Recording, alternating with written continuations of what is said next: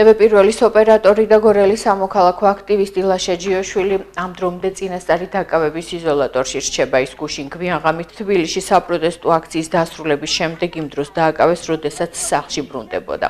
მისი თანმხლები პირი ალექსანდრე ვალიაური ამბობს, რომ მათამდე შავნიღბიანი პირი მივიდა მათთან და ლაშა ჯიოშვილი აიყვანეს. ალექსანდრე ვალიაურის განმარტებით აღნიშნული პირების იდენტიფიცირება შეუძლებელი იყო. მისივე თქმით, მან შემთხვევის შესახებ საპატრულო პოლიციას შეატყობინა.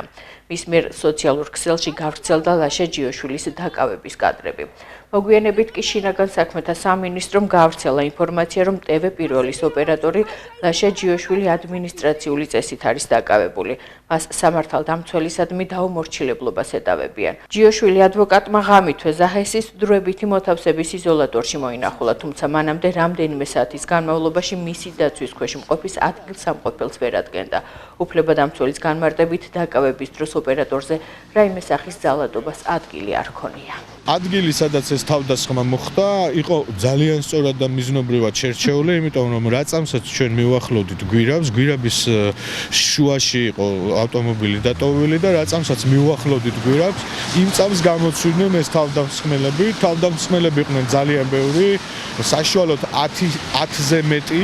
უფრო მქონდა განცდა, რომ ჩვენ მიგვათრევდნენ უფრო სიბნელის მხარეს, რომ მომხდარიყო ჩვენზე ფიზიკური ანგარიშწორება, რაწამსაც მოვახერხე და გავეცალე მათ და დავეხსენი.